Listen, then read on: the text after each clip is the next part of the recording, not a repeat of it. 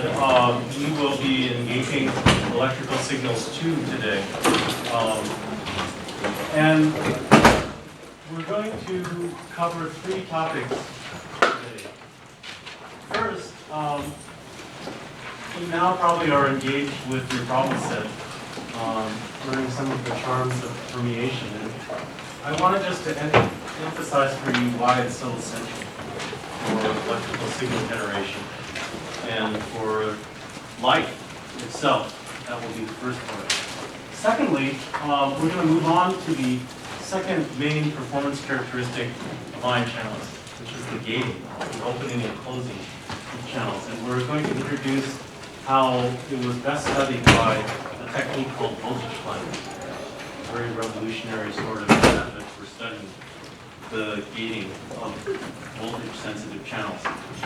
And then, using that technique, we will understand one of the prototypes of gating, that of activation gating of a very common kind of potassium channel called the delayed rectifier potassium channel.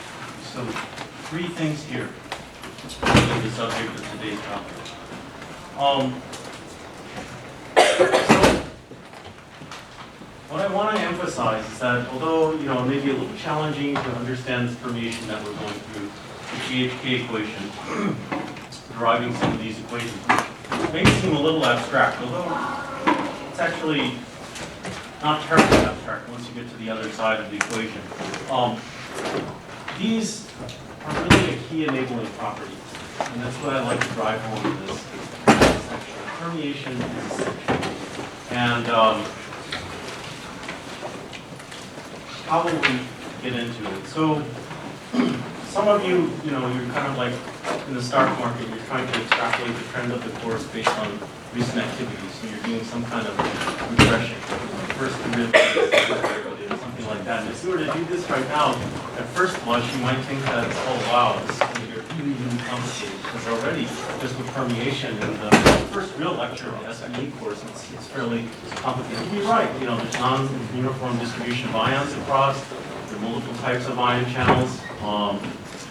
You have to solve the differential equations for every one of them to make any sense. So, some of you thinking about ahead, some would be in denial, but some of you looking ahead, it's overwhelmingly complicated. But really, it's not so very difficult if we portray things in the form of an electrical circuit analog. And in office hours, I realized that many of you, for you, electrical circuit analysis was just one of many things that you had gone through last year. But I'm here to emphasize that it's actually one of the most useful things that you've gone through. So it's well worth feeling comfortable with electrical circuit analogs, because it will make life much easier as you go forward. Okay, so how do we put our ion channels back into a cell? And the first thing to realize is that the cell membranes itself can be represented by a very nice electrical circuit component. So just think about it. You have the lipid bilayer going out this way.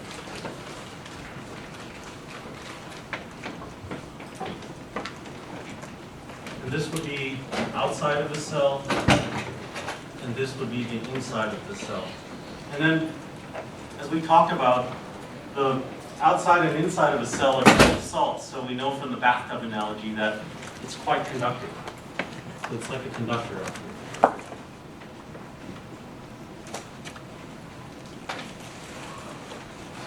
And it would be the same inside. And we know that this being full of hydrocarbon chains like oil, and things that are charged, things that are conductive ions, they don't like to go in there. So you might as well think of this as an insulator. So if you stare at that, it may remind you of some kind of circuit that you had from physics. So you have 2 conducting plates. So the cell kind of, if you're thinking of 2 conducting plates. Outside, inside, here's the insulating there. And you might as well put electric wire there. So what is that exactly? Well, it's a capacitor. So key idea is that in electrical terms, the cell membrane is like a capacitor. So then all the knowledge that accrues to a capacitor, all the tricks we immediately can appropriate if we're trying to think about what cell membrane looks like.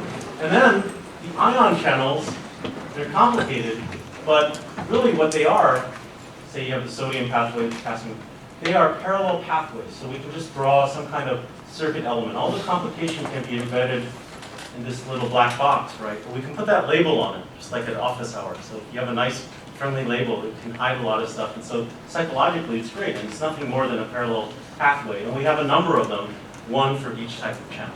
And so you have this circuit. Okay, you have this circuit.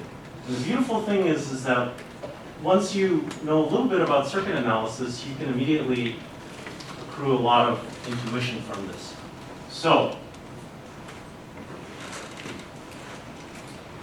let's go ahead a little bit here. So the capacitor, and we have these pathways for ion channel 1, channel 2, channel 3. And positive current flowing in this direction, we call it positive. Same thing for here and here. So we can do a little bit of circuit analysis now that we've rendered electrical signaling down to capacitor and a couple of parallel pathways. Very simple. So we know that the definition of a capacitor, okay, is a constant if the geometry doesn't change. It's basically equal to the charge accumulated on the plate of a capacitor divided by the transmembrane voltage. Okay, so that's a definition. We could derive it from first principle. You can go back, remember this law, draw little boxes, and then for parallel plates, you will get this kind of phenomenon out of capacity. Okay, so there's nothing to stop me from moving this transmembrane voltage from the denominator here to the numerator on the left side, and then there's nothing to stop me from differentiating this. So C dV dt is equal to dq dt, but that's the same as the current flow onto a capacitor. Okay? So that's one thing. I have C dV dt is equal to Im. But the other thing that I know is if I sum all the currents going into a node, there's another very famous sort of law that you know from circuit analysis called Kirchhoff's law. And that's basically if you're going into a conductor node, right, the net current has to be zero. Why? Because if it wasn't zero, you'd be accumulating charge there. Accumulating charge in a conductor, not a capacitor, would lead to such a high energy, it would be like a miniature black hole. We don't run around with miniature black holes. So we know that the sum of these currents has to be zero. So we know that Im plus, say, sodium, potassium, chloride currents, they have to sum to zero. So might as well bring all these other guys over to this side. And we know what Im is. So then we have this master equation of electrical signal, C dV dt is equal to negative the sum of the ionic currents. Why do we call it a master equation? Because a lot of times in physics and engineering, it's a tremendous sense of power when you can boil down a great deal of phenomenon into one equation. It may be deceptively simple, but by manipulating that, you can explain a wide variety of phenomena. So this is sort of a master equation of electrical signaling. F equals ma would be like a master equation of mechanics. So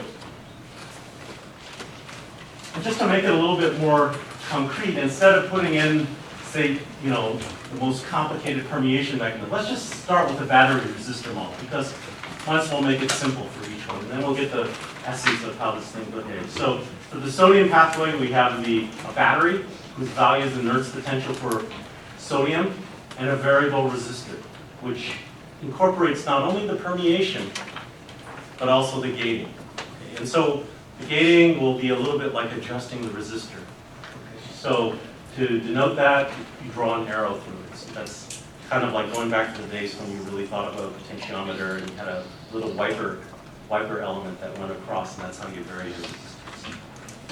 Same thing for potassium, and same thing for chlorine. So now we know a lot about how electrical signaling might come about.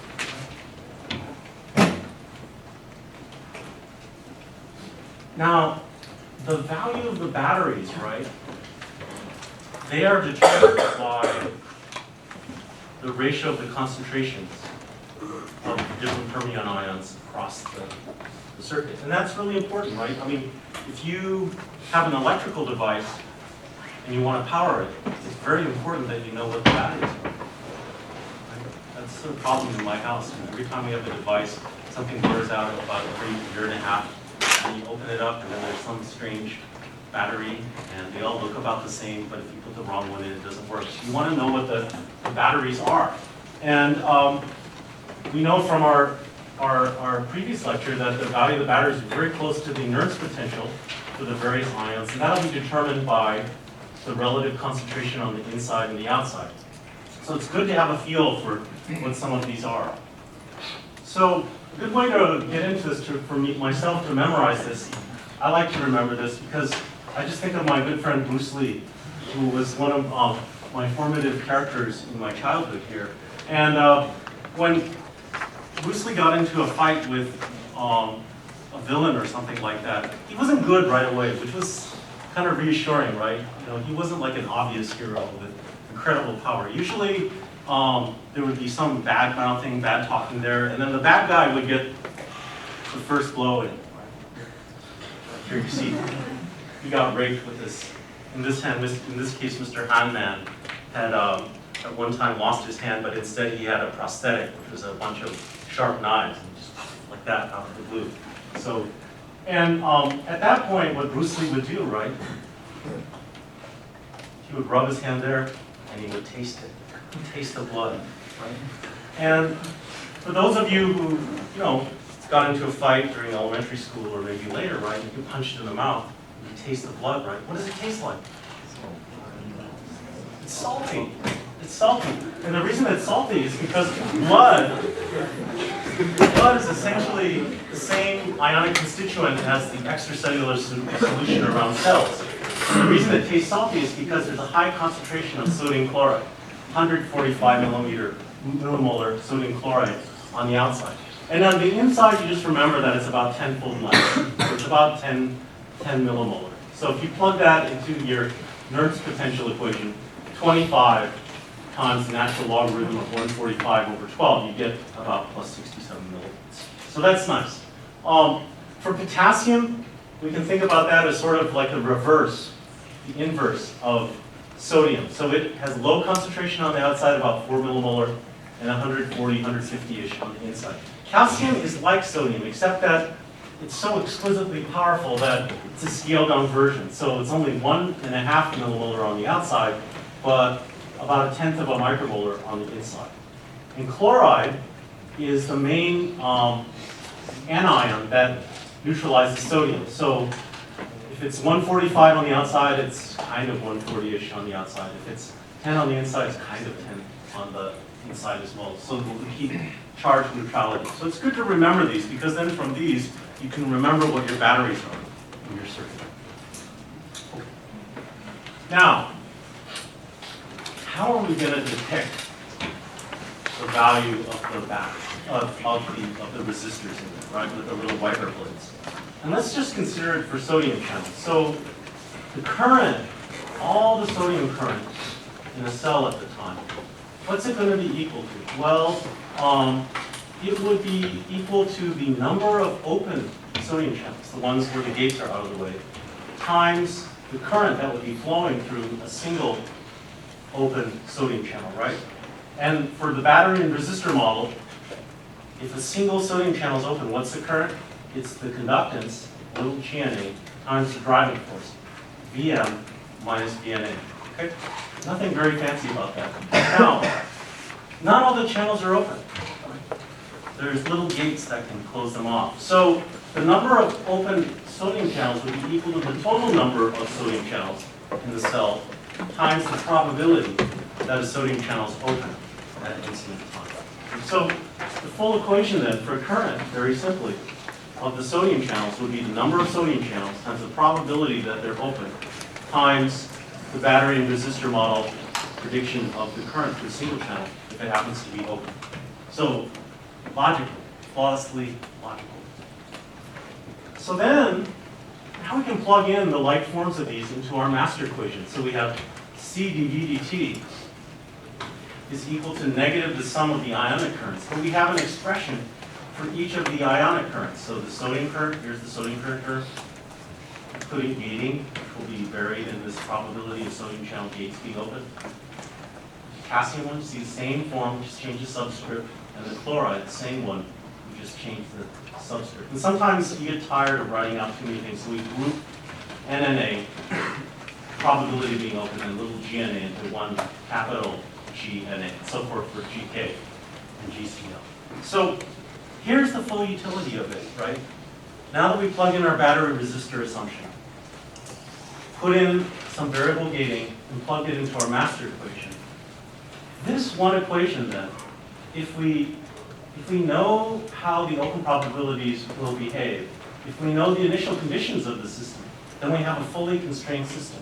That means that we could predict the future dynamics of the transmembrane voltage for all future times, into the future. And this is how we can understand how electrical signaling works. So we've coned it down from enormous potential complexity, right, down into a capacitor and some circuit elements, down to a master equation, and just by logic putting what each of the current terms are, and now we have all this intuition boiled right down into a fine jewel. So, and we're going to talk about how we can engage this open probability thing with mathematical precision. That'll be gating, but we don't need to go there right away. Let's see if we can get some intuitive juice right away, some immediate payoff, right? Everybody likes an immediate payoff in the short term, a little down payment on the work that we'll have to do to get the full glory of it. So first, just by using this sort of formalism, we can tell a lot about the steady state of a cell. Okay, so at steady state, which means if a cell sort of happens to want to go to someplace and stay there, fairly constant as a function of time, we can kind of predict some things about that. And the way we can do that is that when you're at steady state, what that means is that dV dt is about 0. Okay, so that's nice. So if we set that 0, we no longer have a differential equation, we have an algebraic equation. And so with the appropriate substitutions, we could reduce that master equation to this and solve for the voltage that the cell will tend to at rest, at steady state. And look at what this is right here. So you see the battery values in there? That makes sense, right? But they're weighted. Each battery is weighted. How are they weighted? They're weighted by their relative conductance, including gating. See that? The sodium channel battery has capital GNA over the sum of the G's. The potassium current has the GK over the sum of the G's. And the chloride has the GCL over the sum of the G's. So this is a very nice intuition that at rest, the potential represents the weighted sum of the Nernst potentials for the permeant ion pathways in the cell. Okay, very nice. And this already gives us some nice practical intuition immediately, some immediate payoff. So I'm going to tell you something. You wouldn't know it from first principle, but in most resting cells, the major conductance, it's not huge, but relative to the others, the major conductance available is the potassium. So then, if you look at what the VM rest would be, it'd be dominated by these two terms. The other ones in the numerator and denominator are very small by comparison. So we see that the resting potential is very close to the Nernst potential for potassium. So this circuit becomes almost this at rest in most cells. And so there's two really powerful things that you can get just from this little intuition. So one of them is why we have cramps. Why we have cramps. Okay, so muscle cramps is what I'm talking about. So most of you during your high school days will seldom ever have a cramp. Because of why? Because of youth. Okay. Now, as undergrads here, you're still youthful, particularly if you're an athlete. So you'd be training your body. But some of you are training yourselves in different ways, with problem sense and engineering and stuff like that. So maybe you've lost a half step, maybe a step. Some of you that were athletes but no longer are active athletes constantly. So you go out onto the the field on the weekends, right? Maybe you've gotten ahead of your SPE homework, so you know, I have a day I can go out and play soccer or something, and you immediately go on, and your mind remembers how fast you were, but your body doesn't. So when you do that, all of a sudden, some of you, you know, after you grab for that burst of speed, all of a sudden, it's a tremendous pain. You have a cramp, and what's going on here, right? And what is the cure for this? So what's going on is that when you have a lot of muscle activity, it turns out that in the course of contraction, a lot of potassium gets flooded to the extracellular space surrounding your skeletal muscle. And sometimes you actually damage some skeletal muscles and they spill their guts out. And what they spill out is that high concentration of potassium, and it gets out. And it has a little trouble getting distributed to the rest of the extracellular volume, your blood, everything else. So it's high local concentration of extracellular potassium inside of your muscle. Okay? When that happens, what happens to the resting potential locally for the muscle in which this high potassium is found?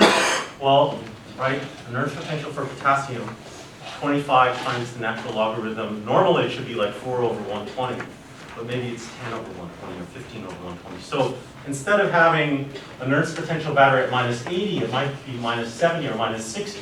And so what there is inside of muscle, and we will get to it, there's a certain voltage at which, once you reach it, the muscle will self-activate. Okay? And so that's the problem. Normally your brain does something to tell your muscle to contract. Now your muscle is just self-contracting. That's what a cramp is. Even though you're saying, don't contract, it's still contracted. So what do you do, and this person is doing to feel better? You're kind of massaging and stretching. What you're doing there is by mechanical action helping to evacuate some of that excess potassium from in the muscle mass to the rest of your body to lower that. Once it lowers, the resting potential goes down more negative, and the muscles are not self-firing. Here's another round. So this is very common. So my lab is at the School of Medicine, and above me are the cardiologists, and on the same lab, there are the surgeons with their labs, and one of the most amazing kind of surgeries that can be done are those on the heart. So one of the main diseases of our society are those with the vessels, the arteries and the arterioles that bring blood to your heart. And then in the course of the Western diet, right, we have problems with the lining of our arteries. They get clogged up, they get stiff. And the problem with that is, if that's the case with your heart, not enough blood can be provided to your heart. When that happens, we call that an ischemic condition. And if it's really bad, your heart muscle can become damaged. Now, you can't really feel pain in your heart in the sense of, you know, like if you have a pinprick to your skin. There aren't those kind of receptors. But there is a kind of deep pain that people in ischemia have. People feel like there's some kind of pressure or pounding, squeezing action. And that happens when your coronary arteries are too clogged to provide enough blood there. So in the 50s, what was the remedy for that, the therapy? It was just bed rest, hoping that by unloading the heart, things would get better. But in the 60s and 70s, there was the idea that, maybe we could take some of the clogged vessels, and what we could do is strip them out and replace them with a good piece of vessel taken from somewhere else in your body where it's been good. Now the problem with that is that if you're trying to do surgery on a heart, it's very hard, because what does the heart do for your whole life? It's moving. It's moving. It's almost impossible to do surgery on a moving heart. So there had to be a way where you could get the heart to stand still, you could do your surgery, and the heart would not be irrevocably damaged. You could bring it back to life at the right time. And so the secret for that is to perfuse the heart and to bathe it in high potassium. Because when you do that, what happens to the resting potential? It becomes very positive. We go way more than the threshold.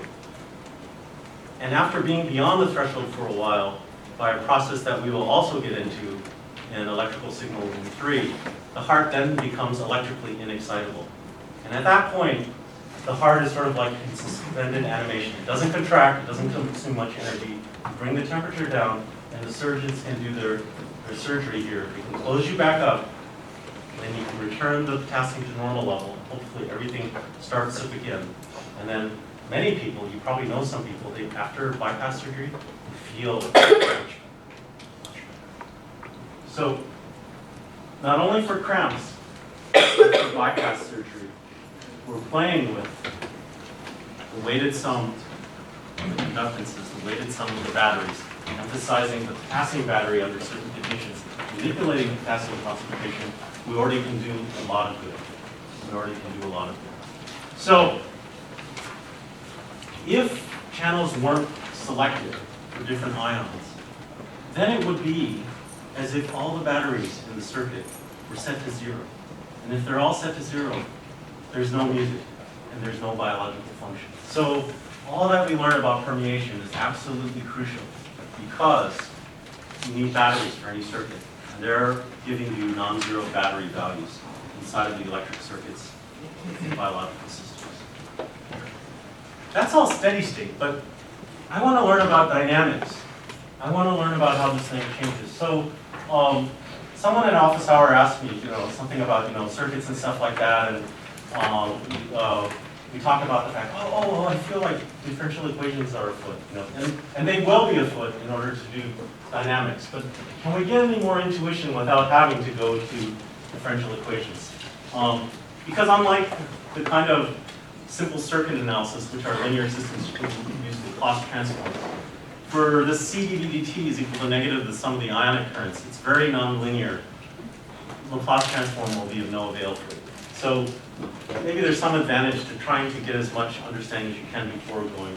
So there is a little bit of intuition we can get. So if you stare at the master equation, c dV/dt is equal to negative the sum of the ionic currents, you'll realize that VM rest is something more when the system is not at steady state. VM rest is almost a VM target. At any instant of time, this VM rest is where the voltage the cell wants to move towards. Because the magnitude of dV/dt and the sign of it is such that this value is the value that, if it were there, the dV/dt would be 0. So it's always where the system wants it. It's the target. So knowing that it's the target, how might we imagine intuitively that dynamic electrical signals could come about? So here's an example. Here's a nice example. So what I'm showing you here is a simulation for a very simple cell, and the red curve is the target.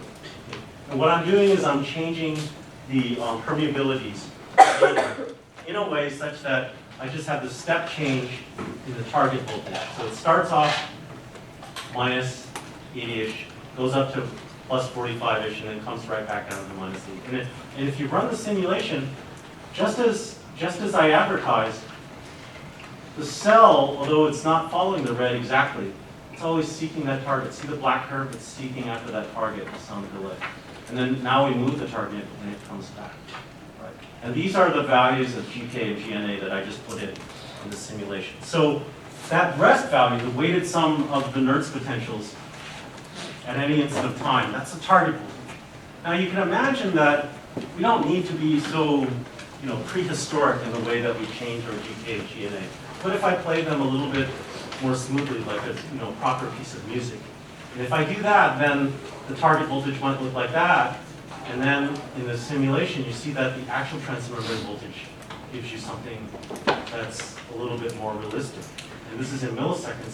So what does this look like a little bit from electrical signals 1? Well, we did pancreatic, we did the heart. What's the other thing that we looked at? Action potentials in the nerve, right? They were all action potentials. This looks a little bit like a neuronal action potential. So you can imagine that maybe the way neurons make their action potentials are by playing their sodium channels and potassium channels or gating in such a way that they create this and this sort of VM target. So essentially that's what we're going to try to get to by going into our gating. So just a couple of remarks. So the remark number one, the maximum and minimum values of voltage in any biological system, just like in any electrical circuit, pretty much, are going to be limited by the maximum positive voltage in the power supply and the maximum negative voltage in the power supply. So for our normal electrical circuits, that would be mainly VCA for calcium, that's like 120 millivolts, and then something like minus 90 millivolts, that would be your capacity. So everything else plays between them.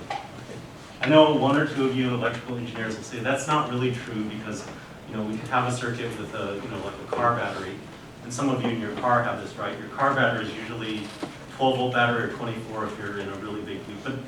But then you can also, in some of the advanced ones, you could plug your laptop, and that needs like 120 volts. How do you do that? But that's a fancy thing. You have some sort of circuit that essentially chops up the voltage and feeds it through a transformer to step up the voltage. But we're not talking about that. There are no such things in biological circuits that I know. Second thing, and I mentioned this already, so the permeation is critical because they allow the batteries to have non-zero values. So they allow you to have a live circuit. And so given that, it's very good to have an approximate idea of the ions and the Nernst potentials that are in table 1. If not only for this class, those of you going on to any sort of profession that's related to medicine or veterinary medicine or things like that, it's really good to know what those concentrations are. You don't want to have to look it up in a book when you're getting back the electrolytes for a patient. You should know them. Okay. So now we'll get on to the second part of electrical signals. The voltage clamp method. And this was a technology that allowed scientists to understand the gating process. And it really came about by the mixture of the right sort of human interest, the right sort of human talent, and the right sort of experiences. And so, as terrible as World War II was, it provided part of the crucible that allowed the discovery of voltage clamp to come about. So, voltage clamp was developed in the United States, but really brought to fruition to understand gating in England, in London in particular. And in and around World War II, there was a big problem for England. Okay. So they were a little island. Most of Europe was taken over very quickly by the Germans. They had their blitzkrieg, and they swept across most of Europe before Europe could really realize what was going on. There were a lot of people who championed peace, appeasement, negotiation, but by the time things had settled, all of Europe had gone, half of Russia had gone. Fortunately, there was the little stretch of ocean, little straits between England and the rest of Europe. But the Germans were coming. They had a big Luftwaffe, and they're coming in droves to come over England and bomb it into submission. So that was the plan. Now, one of the really interesting things there is, it was noted by many of the Luftwaffe, their pilots, is with their bomber crews. It's really funny because although Britain only has something like 60 fighter planes, these Spitfires, it seems like every time, wherever we are, we go over to bomb, the Spitfires are there. How do they figure that out? And the reason for that is there was this technology at the time of radar, the incipient radar. So they had eyes to look over it by radio waves, and so through this sort of sensing mechanism, they could get their fighter planes up and engage these bombers in time.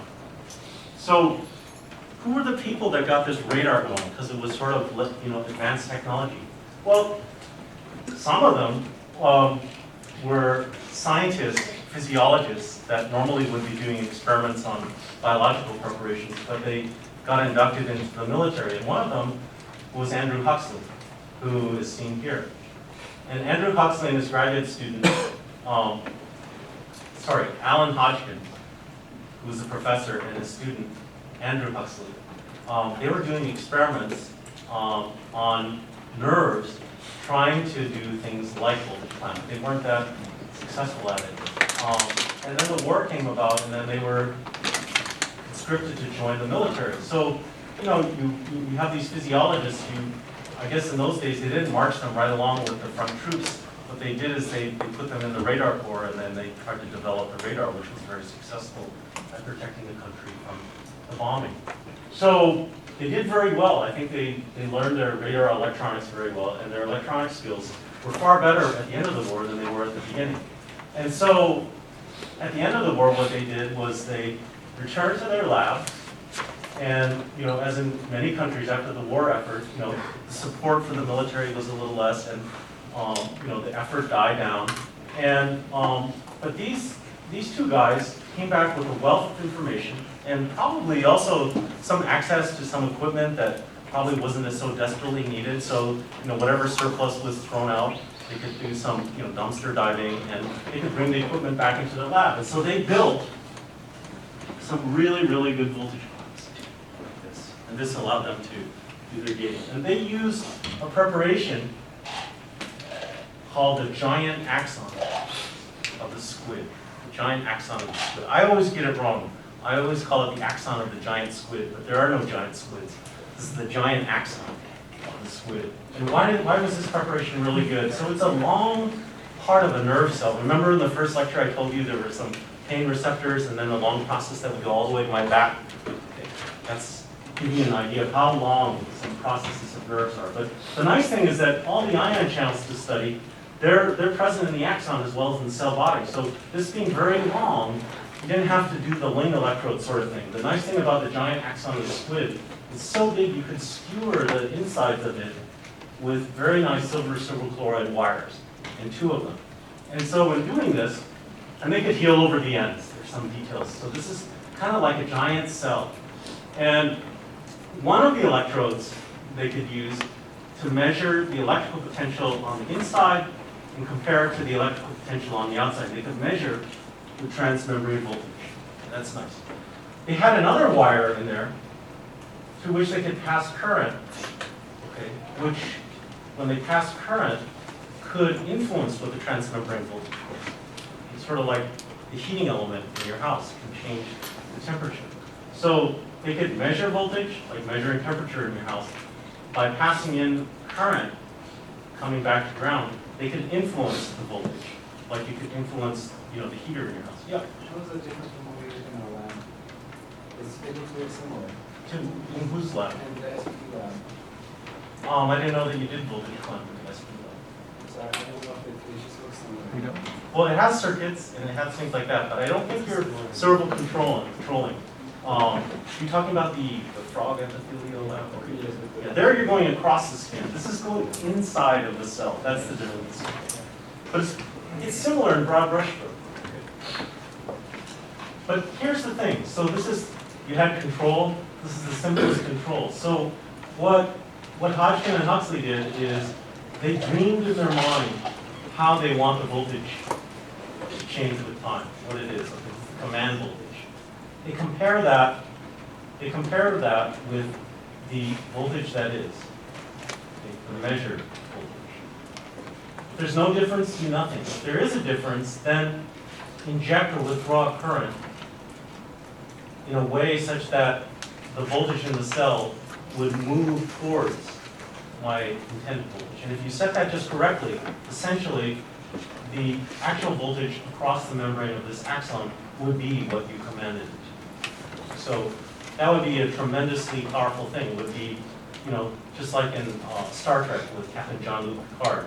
I love it how he never has to do anything. He just says, make it so, number 1, and it is so. So with this voltage clamp, you just say, make the voltage so, and the voltage clamp does it. So this is really, really powerful. Now, before we go on, so that was about 1950. In the late 70s, there was another sort of advance by 2 German scientists, Erwin Mayer and Bert Stockholm. And they came up with another way to do voltage clamp, but this time not in a giant axon squid, but in a tiny patch of membrane from a cell. Tiny patch, so small that they hope that within that patch there might be one or a few ion channels. So, and this is called the patch clamp technique, which is a variant of the voltage clamp technique that was done in the giant axon. This will also prove very useful. So the idea here is that you take a glass electrode, not like a ring electrode, which we made very, very thin so you could sneak it into a cell without the cell knowing about it. Here we want something kind of big. So if the cell is this big, the patch pipette diameter might be like that. And then you sort of kiss up and don't try to penetrate through the cell. And what you'd like to do is get the membrane in contact with the rim of the end of the pipette to stick to it very, very tightly, where the resistance would be very high in that. And then, if we're really lucky, what we'd like to do is just then withdraw that pipette from the cell. Okay? And if you were to do that, you would pull off a little patch of membrane there. The rest of the cell we don't worry about. Usually that little bit it heals over, the cell can kind of recover, hopefully. Unless it's like a heart cell, in which case it'll contract itself to death. But here, you pull it off, and then you could study in glorious isolation this voltage clamp across this tiny patch of membrane. Hopefully there's one or two ion channels. And then you could look at the current of these single or a few molecules at once, sort of single molecule method. This was really hard to do. A lot of people had this dream for 20 years. They could never get the membrane to seal tightly enough. And until one fateful weekend. And the trick to this is that Erwin Nair found this, is that you not only have to pull the electrode, you had to gently bring it up to a heating element and allow it to melt and become glassy smooth. And then when you did it, you kiss up to a cell, apply a little gentle suction, and all of a sudden the resistance goes sky high. And then you can do this sort of experiment. And why is it that you had to do this sort of witchcraft-like thing by heating against the element? And again, you can understand it based on some of these Bruce Lee movies. So here is a classic scene from Enter the Dragon, maybe Bruce Lee's high point in sort of kung fu movies. Here's Bruce Lee, and this guy is Mr. Uhara. Mr. Uhara. He's really bad, he's really good at kung fu, he's really strong. He's the #1 bad guy, Mr. Handman. And earlier in the movie, Bruce Lee finds out that his younger sister, who was also very good at kung fu, was ganged up on by Mr. Uhara and some of his toughies. And they beat her up and killed her. So Bruce Lee knows this, and they're having this match here where they're supposed to fight fair and square, but he has a little extra salsa here because he's, in a sense, thinking about avenging his younger sister's death. Mr. Uhara doesn't know that he knows this. So the way they start this off, they put the back surface of their hands together, Bruce Lee and Mr. Uhara. And how do you start? They don't really start. Whoever moves the first, that means that it started. Okay, so before this even happened, Mr. Uhara, who's a really bad guy, just to intimidate Bruce Lee, he comes up with this big board. It must be 3 inches thick, you know. Who can do anything with that? He throws it up in the air and just goes, whoo, and goes right through it. And Bruce Lee looks at him, sneers at him, and he goes, boards don't hit back. So then they go back like that. And then I love this move. So you think that the fight would start, but Bruce Lee moves, and he's so fast that his first move is already a hit. And Mr. Uhara has never seen anything like that. Right there, right? There wasn't even anything. That first little twitch was enough to knock him down. They do this 3 times. And so Mr. Handman, the bad guy, can't be that bad in public. He says, okay, Bruce Lee has won. But sometimes bad guys don't go down fairly. So Mr. Uhara is really mad, so he goes off to the side, and there's some beer bottles on the side, okay? Right there. And what he does with these 2 beer bottles, he breaks them against each other, and now they're the jagged edges like that. So that's kind of what it is when you pull a patch pipette, you know, through a hole. Microscopically, right? They're really jagged. And this is a problem. This is a problem. So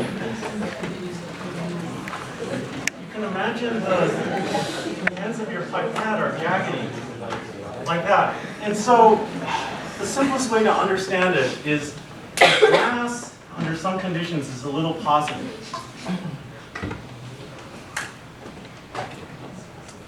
and the membrane of a cell being phospholipid is kind of negative. So in principle, they should try to get together and form a nice seal, right?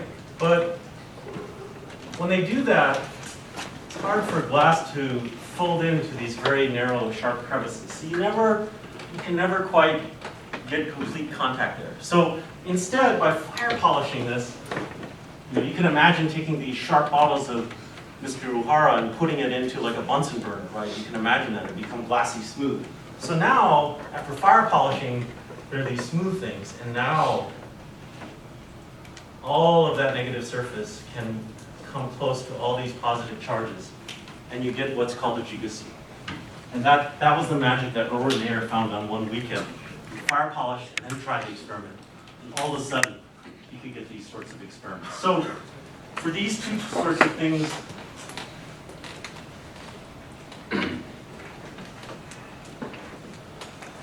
voltage clamp, both of these guys got the Nobel Prize in the 50s.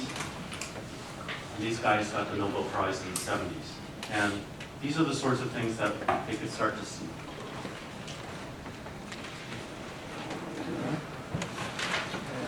This is just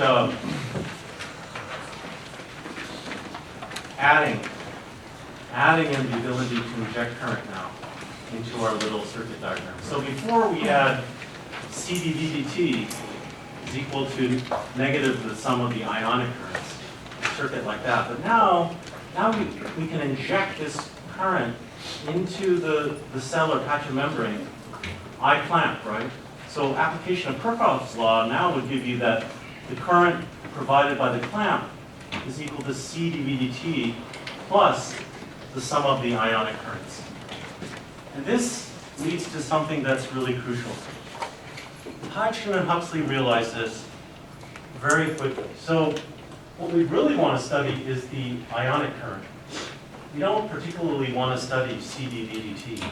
So they have the brilliant insight that if we give command voltages which transition the voltage but instantaneously, like in steps or rectangular pulses, except at the very transitions, what's the value of C dVdt? 0. So under that condition, brilliant, the clamp current, which I can access, it's in my circuit outside, is equal to the ionic current. So I can access that directly. Now, in America, there was a scientist, Casey Cole, who actually pioneered the giant axon of the SWID preparation.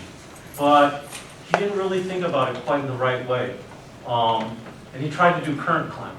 And he didn't have this wonderful sort of fallout of this sort of system. And so while he was an excellent scientist and gained a lot of fame, he did not get the Nobel Prize. And perhaps one of the reasons is that Huxley actually tried to model ion channels before they knew what they were. And in his model of the ion channels, he realized that by studying the system with voltage clamp rather than current clamp, it would be a lot easier to understand. So sometimes it's worth making a model even before you have all the experiments in hand. Okay. You can do the same thing with a patch of membrane as you can on a giant axon. So what would the currents from a homogeneous population of voltage-activated capacitive currents channels look like? And here we're going to show this a little bit. So on the left of all these slides, you're going to see what you would see using sort of the giant axon preparation, where you're looking at the aggregate behavior of tens of thousands of channels at once. And on the right, you're going to see the behavior in a tiny patch of membrane where you have one of these delayed rectifier capacitors. So here's when you're looking at a lot of them together. So here's the voltage clamp, and as advertised, it's rectangular. So dVdt is 0 everywhere except at the transitions. Maybe we could throw away a little bit there.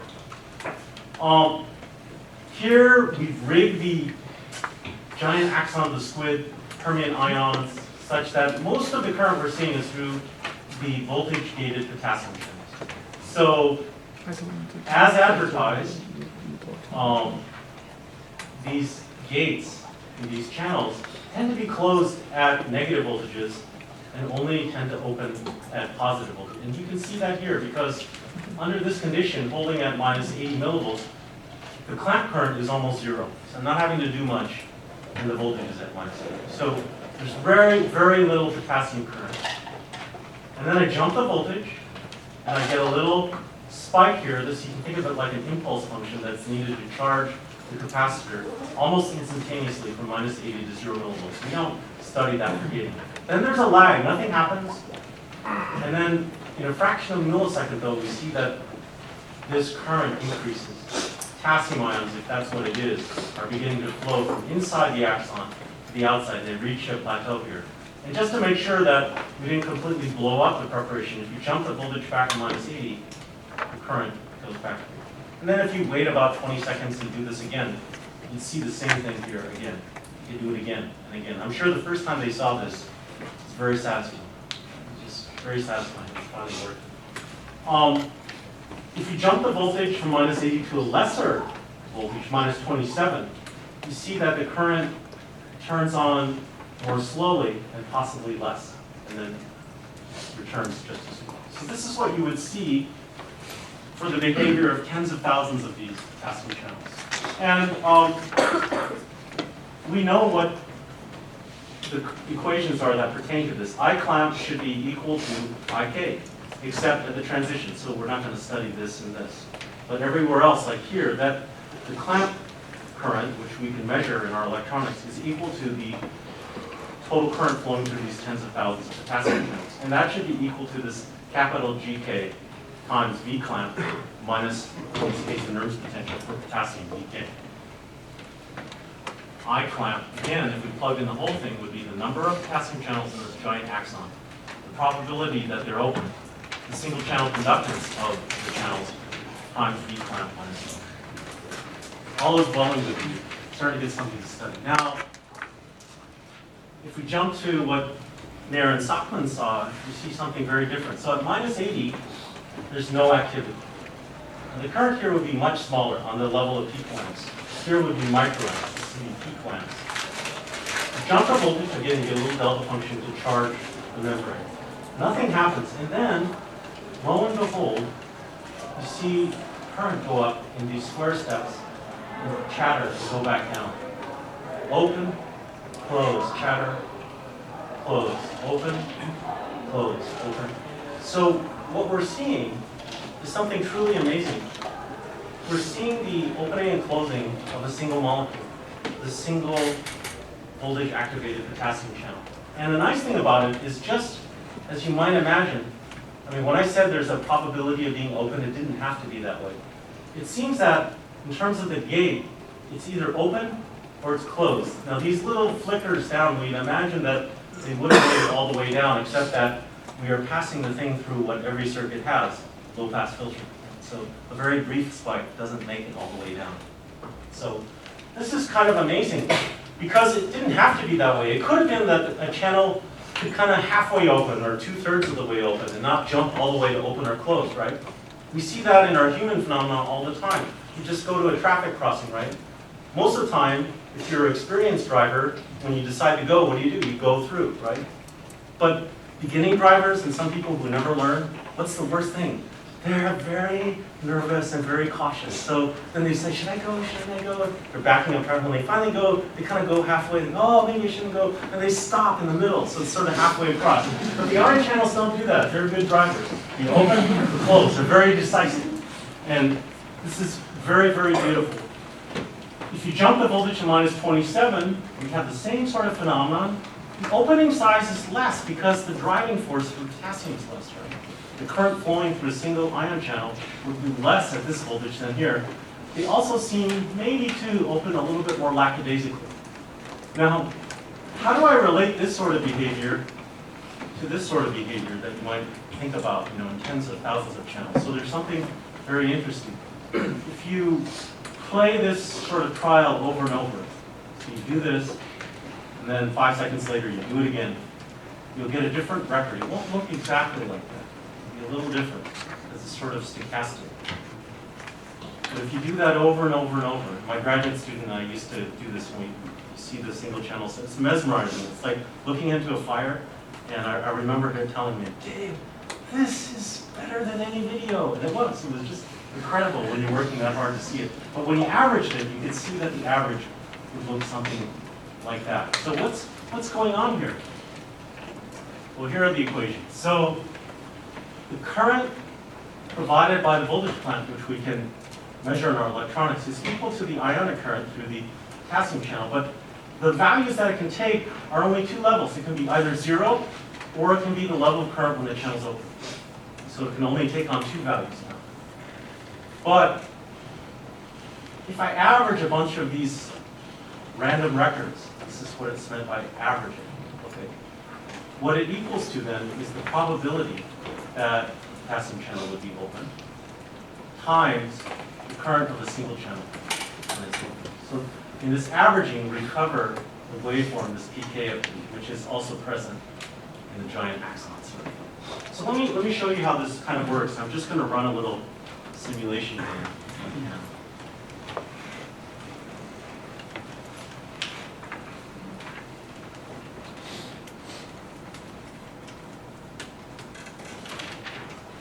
So we have a little model of a potassium channel here, and so it's opening, and from record to record, they're kind of the same, but they're really different. They have the same rules of chance, but their exact incarnation in time is different each time. At the bottom, we're just averaging this, and you can see slowly we're getting something that you might have measured in a giant axon. So that's how it works. But of course, there's tremendous power in having access to this information. You're throwing away some of the information by looking at this. So in a sense, Hodgkin and Huxley figured out gating from this. And nowadays, we also have information about like the single molecule level, as well as other things to help us understand exactly what's going on there. Okay.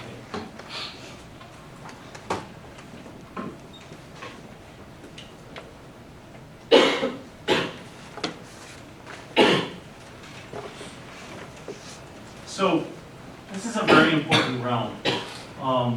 A lot of biology now is about single molecules, single molecule biophysics, and a lot of the thinking about that comes from one of the first molecules that we studied at the single molecule level, and those were these ion channels. One interesting thing, those of you who, how many are taking thermo now with Mike Beer or have taken a thermo class? Maybe 20–30%. So one of the most important things in thermodynamics is this concept of equilibrium. When the system is sort of at ease with itself, it's achieved what it would be under constant conditions.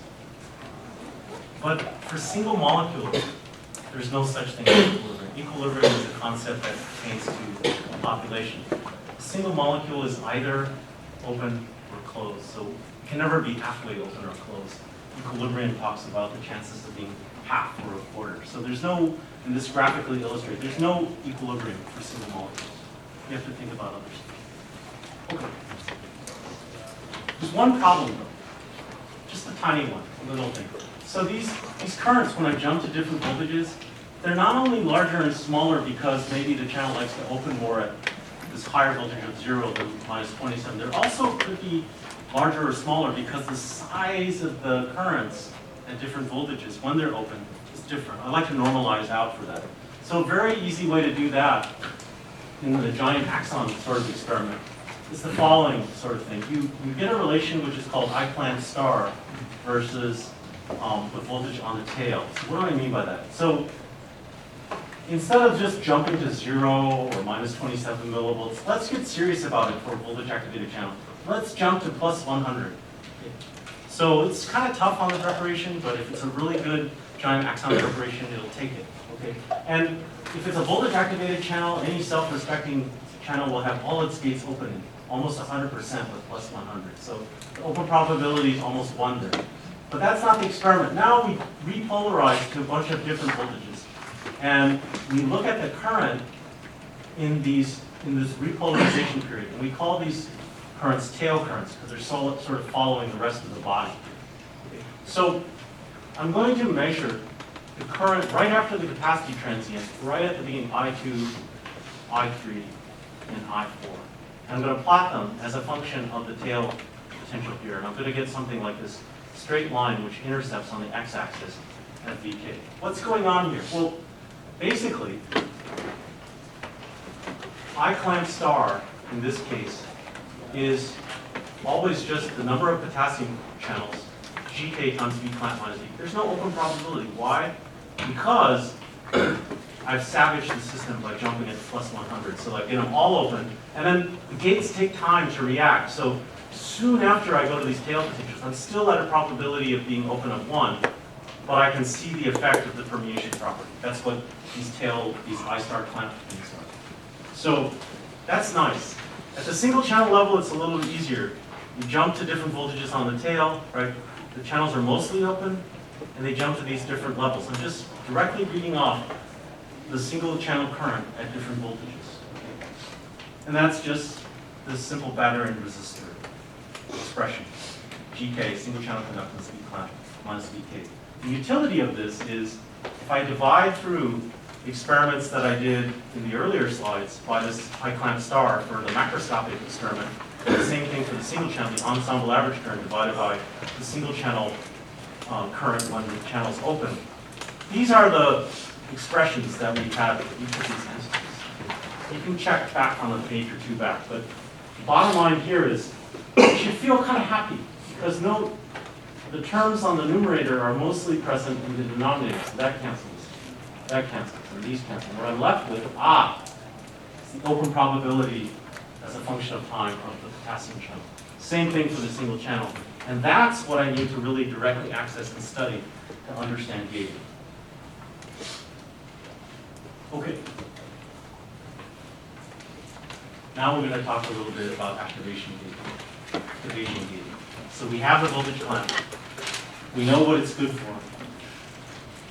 Now we're going to try to hack how the gating property of these potassium channels works. So we jump to different voltages. We do our I clamp over I clamp star.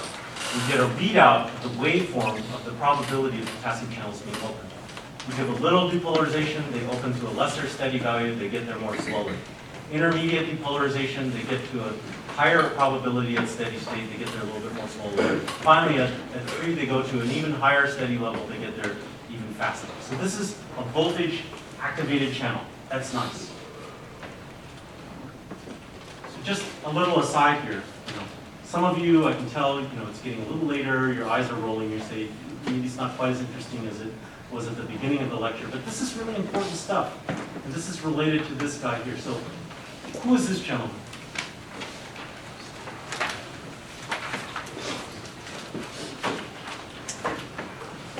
Who's interested in applying to medical school at Johns Hopkins? Osler? It is Osler. Good that you can answer that. Okay. This is Sir William Osler, the first physician-in-chief of Johns Hopkins Hospital. Better know that if you're going to interview. And one of the medicines that he grew so enamored of in World War I was morphine, which he said was God's own medicine. It was a huge advance because in wartime from trauma, there were 2 things that killed most of the soldiers right away. Number 1, just bad sterile technique, so infection. That was one. So in the Civil War, they didn't know much about that. The surgeon, the patient, the soldiers who were operated on early in the morning had a better survival than later because they didn't wash the tools in between. But they got that right by World War I. The second thing that is just so awful that does people is the incredible pain, trauma. So morphine, as it turns out, extremely powerful at taking away the pain. So you have better sterile technique, you have morphine. A lot of people did a lot better. And at the time, it was miraculous. Now, how does morphine work? Well, it works on the activation process. So here are single molecule records of a kind of calcium channel that is involved in pain transmission. These are records actually from my own laboratory. So if you jump the voltage up, you see now these are calcium channels, so they're letting in current going down, they're inward current. But they chatter away and their activation is fast. Soon after going to plus 45, they turn on right away. Okay? And the ensemble current, average current is like that, so the activation process is fast. Now you give a morphine analog, and what's happening to the activation process? It's much slower. Because it's much slower, pain is transmitted much less, and therefore you have the actions of God's own medicine. So this activation is crucial functionally. Now let's try to understand how it comes about. So Hodgkin and Huxley tried to understand it in the simplest way possible. And this is the simplest sort of module for understanding how things turn on and off. So imagine a gate. It could be in the disabled condition or the enabled. There are no drivers that are, indecisive. It's either disabled or enabled. There's no halfway in between.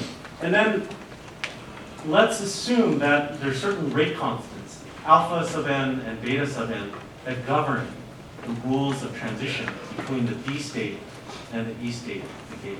When I write these rate constants, what I mean is the following. Okay. It's just like chemical kinetics, which you probably had in your freshman year or a little bit in high school. So, except I'm using probability. So, the time derivative of the probability of being enabled is equal to the probability that I'm in the D state times rate constant alpha, which is the formation rate constant, minus the probability that I'm in the E state times the rate constant governing return to the D state, or beta. Okay. Similarly, since there's only two states, I can substitute for the probability of being in the D state as 1 minus the probability of being in the E state. And then rearranging, we have this nice equation. So when the voltage is constant, okay, the alpha and the beta are constant with respect to time. And so what we have is the first order linear differential equation. So what I'm going to do, just like circuits, I'm going to highly exhort you to completely understand the solution to this and know the solution to it backwards and forwards. Because you should not graduate from Hopkins without being able to just do that in your school. So, and there's an appendix 1 for this lecture, which goes through in bloody detail how you solve that equation should you need a quick refresher within a page and a half. So, the solution to it is the following at a fixed voltage, and it's very intuitive. Okay. It starts off, the probability of being enabled at a function of time is equal to the probability of being enabled at steady state with respect to the voltage that we're setting the system at. But it doesn't have to start from there. It can start from an initial condition of TE at time 0. So the difference of the promised land and where you're starting, that transition is modulated by an exponential as a function of time, a single exponential. And it's a function of time, and the rate constants get added together to scale that time factor to tell you how quickly the system reaches its steady value. Just to conclude it, how did the rate constants, alpha and beta, how do they change as a function of voltage? And there are good physical, chemical reasons to expect that they have this marvelously simple relation. They're quickly equilibrating to voltage. So whatever the voltage, they instantaneously change to different values. And they depend on voltage very simply as these single exponentials as a function of voltage. Okay, where does this come from? We don't even have to pull it out of a hat.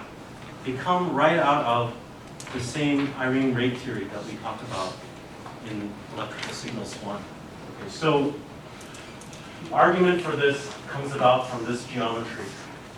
So you can imagine a gate in the core of the channel, right, swiveling around this axis here.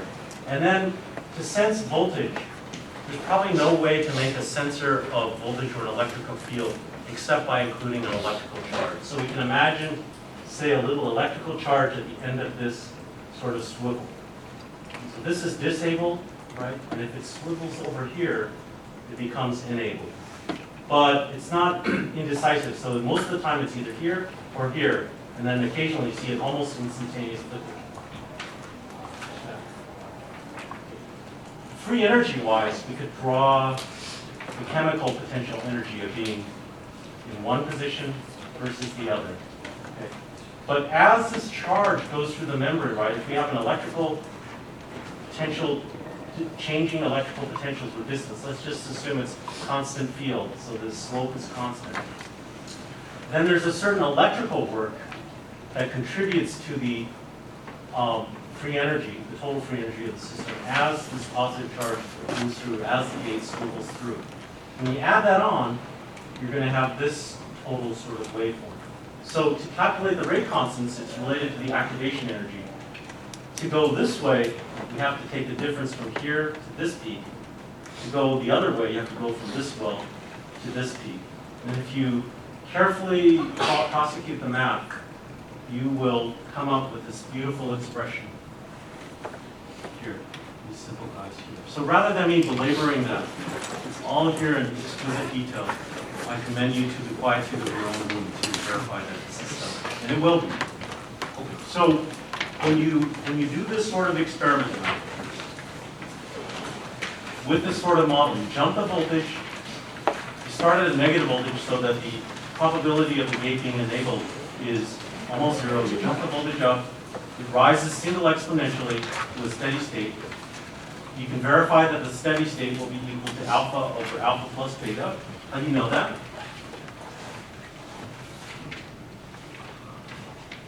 Very simple. Because at steady state, the derivative will be zero. We just solve for the steady value that alpha over alpha plus beta. With a time constant of 1 over alpha plus beta. How do you know that? Because in the solution that you will regain your mastery of, the time is multiplied by alpha plus beta. So the time constant, T over tau, would be 1 over alpha plus beta. You with me? So this is the solution they got, and it looks pretty good, right? I mean, we were getting these sorts of, things like that. Except Hodgkin and Huxley weren't really satisfied, because some of these, like, if you kind of fit it with a single exponential, it doesn't really do that, because the single exponential is fastest rising at the beginning. And here it kind of is like a sluggard for a while, and then responds. So, what would you do in that sort of situation? If you were faced by that and your grant pressure is to get some positive results and your PI wants to get it. I mean, some of us might be tempted, to increase the point size on the plot, so, kind of goes through it, but it's not very good. And so Hodgkin and Huxley knew that there was something else. So, one thing that you might be tempted to do is like, oh, this model's too simple. It's first order sort of modulus. We have to go to something more complicated. That's a little bit like my high school sons, when they were doing calculus problems, they didn't get the right answer. Before I could say anything, usually they didn't want my help. Before I could say anything, they would tear up the whole paper and start over again and ball it up. And I kept telling them, don't do that, don't do that. Try to find where the error is and fix it there and then move it. But that was very hard. So they were always throwing out the baby with the bathwater. And so Hodgkin and Huxley didn't want to throw the baby out just yet. So they came up with this brilliant idea, a little minor extension of the single first order modulus. So maybe there's not just one gate. Maybe there's a couple gates, right? And they're all identical for simplicity, and they're all independent for simplicity, but they line up in series on the port, so it can have all these different ways of being. These would be all closed channels in terms of the channel. The only one that conducts is the open channel. So then, because these gates are independent and identical, the probability of the potassium channel as a whole being open would be equal to the probability that each one of the gates is enabled, and if there are L gates, to the Lth power. Because there's only one way for them to be open. They're all independent, so I can just and the probability. So now, when you take this expression and take it to the fourth power, now you get the lag. And this is a really cool, and they can fit their data really, really well. And they came to a power of 4, which is really cool. Yeah, question? Was that just by trial and error? Just by trial and error. This is the kind of thing they did. So they have some data, which would be like this, and they do their simulation, assuming L equals 1, 2, 3, 4, 5, 6. And you saw it overlay kind of the 4, and they feel very good, like, wow, maybe we're onto something very deep. And the way you sort of characterize this at this point, so this simple kind of model, you really only need to know the value of alpha and beta at every voltage. Once you have that, the whole gating model is basically known. It's a simple equation and you run it. And so one way you could sort of parameterize this is look at the steady value being open as a function of voltage, which would be alpha over alpha plus beta, and the time constant as a function of voltage, which would be 1 over alpha plus beta. So these two independent pieces of information at every voltage basically specify alpha over beta, alpha and beta, or you can just plot alpha as a function of voltage and beta as a function of voltage. Once you know this, you can assume that model and assume that 4 of these have to line up enabled for the channel to be open. Everything is constrained. So the way you kind of would deduce these experimentally, you jump the voltage up, you get your I clamp over I clamp star, you get this one probability. You take the 4th root of that, you get this one. You fit it with a single exponential. You get the time constant, right? And you get the steady level. And from those two, you march through and do every voltage, and your model is completely constrained. Okay, why don't we stop here? And might I ask the kids if we could turn in the homework number 2 on the next, not the Wednesday, but the Friday, because we're a little bit behind. And then homework 1 this Friday.